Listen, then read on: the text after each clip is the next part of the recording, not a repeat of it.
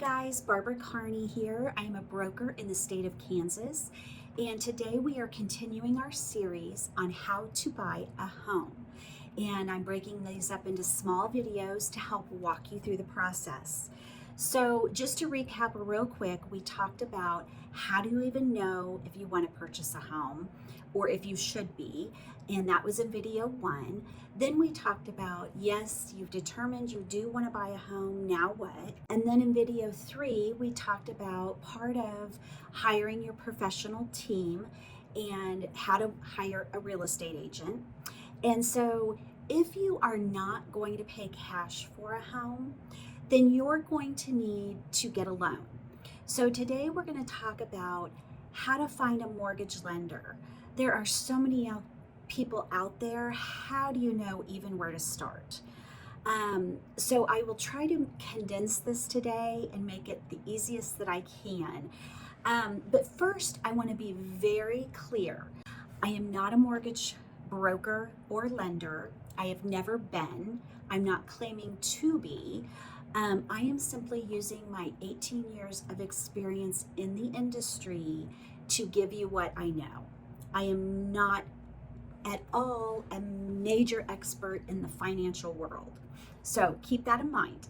But I think from my perspective, it may help you kind of get started and where to go. Secondly, I want to make it clear at Layton Real Estate, we are not an agency that accepts any type of like marketing funds or anything of that nature to necessarily send all of our clients to one lender. That is not in your best interest. There are agents out there that will contact these mortgage people and want them to pay for things, and in return, they will send their clients to them. But again, that's not in your best interest. It is in your best interest for your situation to find the right lender for you. And I'm going to try my best to help you kind of where to start on that. From my experience, it is absolutely critical, just like a real estate agent, that you find the right lender. So don't go out and just pick somebody off the internet or on a commercial you've seen. There are so many factors that can affect your home buying process, and your mortgage person is a huge one of those. So you want to be smart about this decision. And so I'm hoping today I can kind of help you with, where do I even start looking? What do I do? So, before we get into how you're going to determine, you need to understand the different types. And I'm going to give you a very high level view of people out there that give mortgages. There's different kinds of them, and they all kind of do business a little differently. So that is why it's really good to check each one of them out, because one may handle your scenario and your financial situation better than another one might. So we'll go over high level what they are so you kind of understand. First, we have, think about your depository bank or where you have your checking or savings account. Because they know you, they know your history, that might be a good place to start. They are banks that actually take deposits. They sell checking accounts, savings accounts, they do mortgages, they do a whole bunch of different things. So mortgage loans are not the only thing they do. So they can make money in other areas. They aren't totally relying on just mortgage loans. They sell many products. They're really good at their business and what they do. Also, when you close your loan, they're going to service your loan. So they're going to be the ones you pay your payment to, and you call and ask questions and that sort of thing. In that type of scenario, they are their own underwriter. They're able to make decisions that maybe some other lenders aren't able to, because they can go, oh, this person's a little riskier. But I do see a lot of times they want the people with the good credit. But if you have a sticky situation, they are also the ones that can decide upon themselves that, okay, we'll take you on. We don't think you're that high of a risk. So that is just your regular bank. Then they actually have mortgage banks. And they are banks that only do mortgages. They don't take on the deposits or anything like that. They are only doing mortgages. And they are going to control the process from beginning to end. They have their own underwriters in-house. They're going to fund their own loans. So they have total control. Then you have your direct lenders. And these are really pretty similar, I think, to mortgage banks. They fund their own loans. They may not be as competitive because they're not servicing loans, so they don't really have any other way to make money except for the costs and such they get from you. And then number 4, there are mortgage brokers. And these are brokers that are out there. They can be a team of people. It can be one particular person, but they are working with all sorts of wholesale lenders on different kinds of loans. So they can take your picture and they can go, okay, let's see. This is this customer's situation. I think maybe this lender would be a good fit, or this lender would allow that. Or they're a perfect client, great credit. This lender, they're going to give them the best cost. So they can kind of shop around for you. And those are considered mortgage brokers. And those people are paid on commission.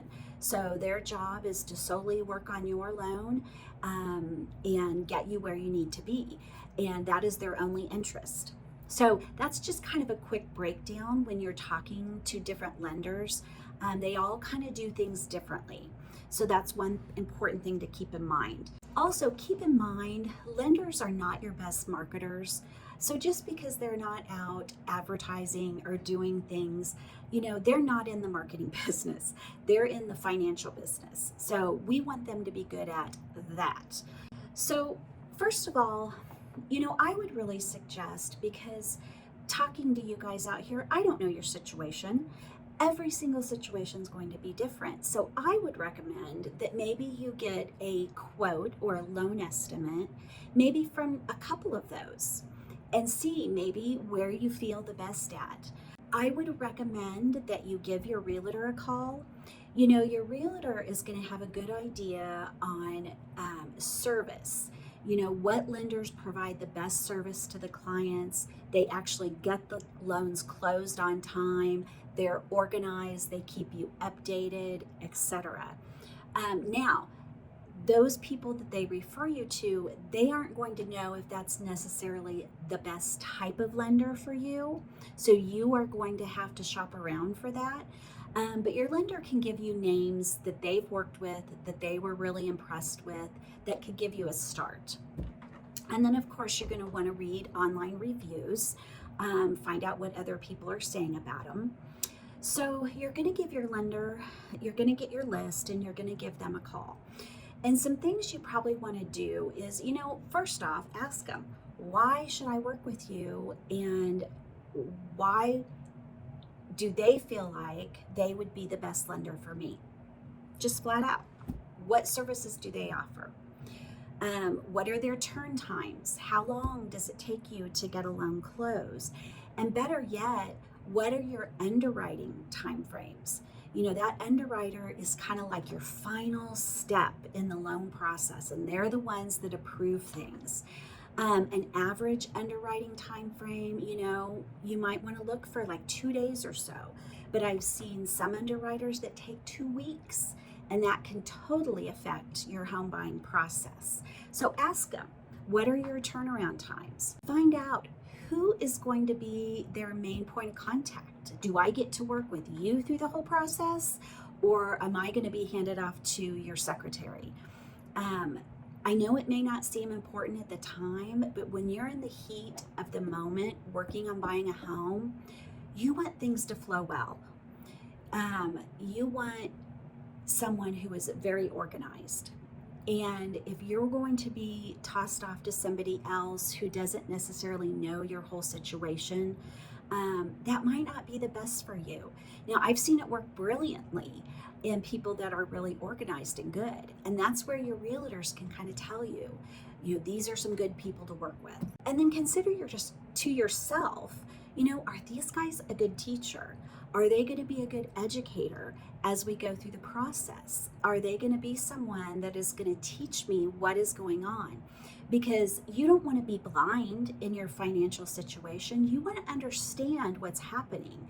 And so that loan person needs to be a good educator and be willing to take the time to educate you on their process and how things are going throughout the process. A few warning signs. If you call somebody and they say, oh, I'm going to give you this rate, and that's the end of your conversation, well, they haven't asked you any information. They don't have your full picture. So don't expect to call and just get that quick answer from somebody, because that's not really going to do you much good. They can't give you a good and accurate quote until they have your full picture. So you're going to have to be patient with that, and that's why it's important to do these things before you start the home buying process. If they're not giving you a complete cost breakdown, that's a warning sign. You need to see that detail. If they're going to take longer than 24 hours to respond to you, move on. There's better lenders out there that will treat you much better. And in the end, if you're uneasy, trust your gut. Go with what your gut tells you about how you're communicating with this particular lender. So at this point, when you reach out to these lenders, at this point, you're not going to need to provide them all your documentation. So don't be afraid to just pick up the phone and call them. They're going to want to know your name, your income, your social security number, maybe the type of home you're wanting to purchase, around what purchase price. They're going to need minimal information up front. And from that, they can give you a loan estimate that you should get in writing. And that loan estimate, I would get 2 or 3 of them. And on page 3 of that loan estimate, it's going to give you a comparison. It's going to show you, I think the first number shows you the total dollar amount you're going to spend over a 5-year period. And the second dollar amount is going to show you the amount of principal you're going to pay over 5 years. There's several things you can look on there to determine where am I getting the best deal. The Consumer Financial Protection Bureau, they are a government agency, and they are a good source. Go to their website. I believe it's consumerfinance.gov. And they have a wealth of information about how to take those loan estimates and compare them and determine, where you're getting the best deal at. And keep in mind, each one is going to be different because each one will handle your situation differently based on how they work. It doesn't necessarily mean because one is cheaper that they're always going to be the best. Again, it's going to depend on your situation. So I hope this helps you. I know there's a lot when choosing a lender, but please take your time and be sure that you do get a good lender and you feel good about the cost that you're getting, so that you are being smart about how you're spending your money. And again, at Layton Real Estate, we are more than happy to help you and give you lots of different lenders that we have worked with, that we see treat our customers good and get you to closing. And then you can go out there and get your loan estimates and determine what's best for you. If you have any questions about this, please leave a comment below. Again, the website is consumerfinance.gov. And that will give you a lot of good information as well. And I hope to see you in the next video. All right, we'll talk to you soon. Bye.